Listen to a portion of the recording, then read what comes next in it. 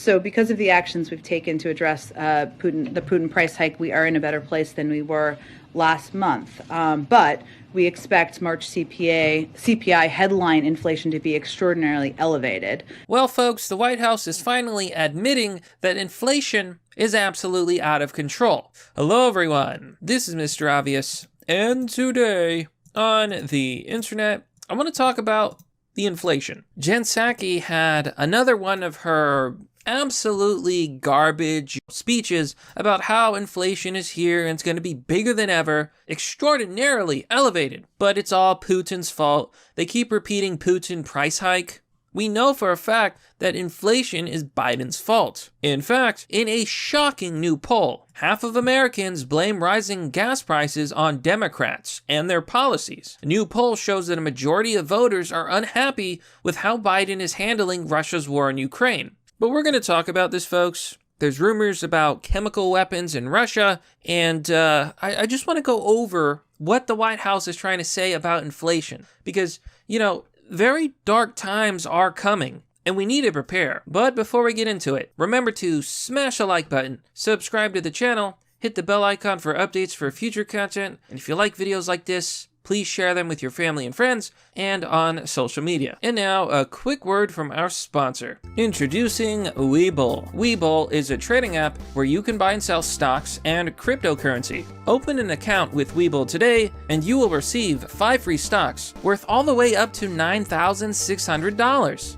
To get the full bonus, make a small deposit to your account, and you're gonna get all those free stocks. My friends, it's basically free money. There's also a $5 crypto bonus when you make your first cryptocurrency trade. Join Webull today by clicking the affiliate link down below. All right, folks, let's talk about the extraordinarily elevated inflation data. So there's a new project in the crypto world called Trueflation, and it attempts to measure the actual inflation rate as opposed to what you see on the media. So as of April 8th, the consumer price index is 7.9%. However, according to Trueflation data, inflation is currently at 13.5%, which is really, really bad. Because what this essentially means is that every single year, your money will be worth 13% less. In 5 years, $100,000 is going to only have the purchasing power of like 40 grand. That's insane.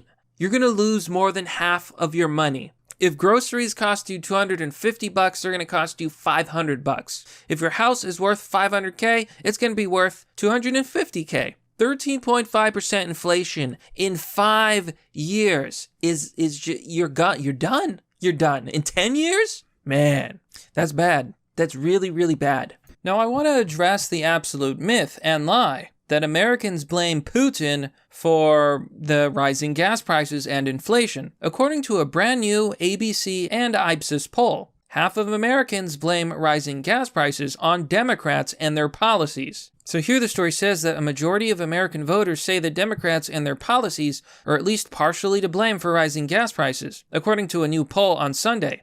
The apparent resentment is part of a larger picture of people's dissatisfaction with how President Joe Biden is handling Russia's war in Ukraine. Now, Jen Psaki and many others keep trying to pin all of the blame on Putin. They keep saying Putin price hike. But it was well known that gas prices were going up before the Ukrainian invasion. It's been doing nothing but go up. As of Sunday, the national average price of gasoline is $4.12. This is lower than last month, but a far cry from April 2020 when 1 gallon of gas was $2.87. Make no mistake, this is the result of Biden and the Democrats. They've screwed everything up. There's a funny story recently that bothered me a little bit. People had been sticking Joe Biden stickers at gas pumps, with Joe Biden saying, "I did that," pointing to the high gas prices at the pump. It's hilarious. But a guy got arrested. So many of you may have heard of a man who was sticking Joe Biden "I did that" stickers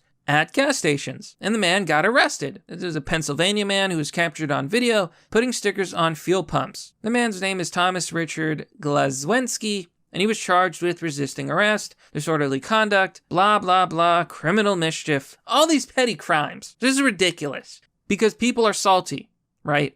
When these liberal types and these Democrats roll up to the gas station and they see that gas is $4 a gallon. And then they see the little sticker saying, with Biden saying, I did that. They just can't handle it. They lose their little minds. I honestly see nothing wrong with these stickers, and they prove a very good point. When you look at higher gas prices, when you look at higher food prices, it's Biden's fault. It's just incredible to me that the world actually thought it could ban Russia, one of the largest suppliers of natural gas, one of the a big supplier of oil, one of the largest suppliers of fertilizer and raw materials, and that there would be no consequences. A worthy price to pay, they said. Well, maybe for the rich politicians who earn six-figure salaries, what do they care if inflation is 10%? They'll just give themselves a 21% raise. That's what Congress did. They gave themselves a 20-something% raise. Meanwhile, you got nothing. One of the most concerning is looking at the food inflation.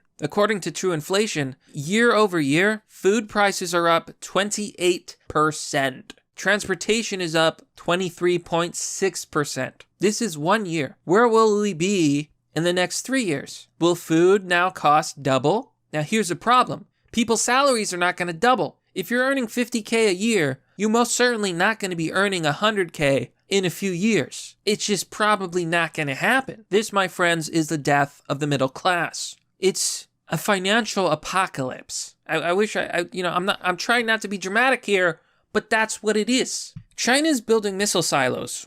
According to this report on the Daily Mail, China accelerates its work on more than 100 missile silos that could house nuclear weapons capable of reaching U.S. soil. Leaders see the buildup as a way to deter America from intervening in the conflict over Taiwan. So what is China doing while the West is distracted by Russia and Ukraine? They're building missile silos. A lot of them. Here the story says, China is accelerating its construction on more than 100 missile silos that can house nuclear weapons capable of reaching the United States. They say, although Beijing has accelerated its expansion of nuclear weaponry in recent months, the government claims its plan is only to maintain enough arsenal necessary to ensure the nation's security interests. Yeah, okay, I think we all know what that means. China wants to build more missile silos so that they can launch nukes at everyone, namely the U.S., and this is very scary, folks. Putting sanctions on Russia, just look at what it's done to the economy. Look at what it's done to food. Look at what it's done to oil. If China invades Taiwan, we're going to lose a major source of chip production. A lot of electronics are made in Taiwan. It's like the number one chip producer right now for us. If China takes Taiwan, we're going to lose electronics. We're going to face chip shortages even worse than they are now. So what happens when America is sitting there? We don't got fertilizer from Russia. We don't got oil from Russia. We don't got electronics from Taiwan. We don't got chips. We're going to be strangled. We're in big, big trouble. Which brings us back to Ukraine. I've been thinking about this for a while, but there's just so much propaganda right now on the Russian invasion and on Ukraine that I don't know what to believe anymore. There's recent unverified reports, according to the Daily Mail, that Russia's unleashed chemical weapons on Mariupol. I'm not sure the pronunciation. There's been so much lies and so much propaganda that I just do not know who to believe anymore. I think Ukraine is responsible for a lot of this mistrust, as they put out a lot of stories that turned out to not be true. They claimed multiple times that Russia had struck nuclear facilities. We later found out that this wasn't true. Take a look at this story, my friends. Here on Newsweek, finally, they're acknowledging that Ukraine was killing Russian POWs, which is a war crime. Here on Newsweek, Ukrainians killing Russian POWs risks a spiral of depravity. After verified footage of what appeared to be Ukrainian forces shooting dead Russian soldiers they had taken prisoner appeared last week, a combat expert has warned that such behavior risks the war spiraling down to unspeakable acts of depravity. The footage surfaced on April 7th. Ukraine's foreign ministry has not yet responded to Newsweek's request for comment. Basically, there was a viral video showing Ukrainian soldiers executing Russian POWs, prisoners of war who were unarmed, were tied up, and couldn't fight back. They shot them in the knees. They shot them in the groin. They let them bleed out. As defined by the Geneva Convention, torturing and slaughtering POWs is a war crime.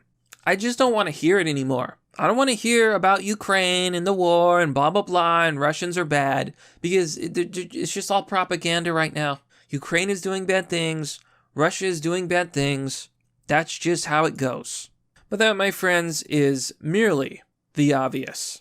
Well, that's all for now, folks. What do you think about this story? Let me know by commenting down below in the comment section. As always, support the channel by joining me on Patreon or Subscribestar, as this channel is supported by viewers like you.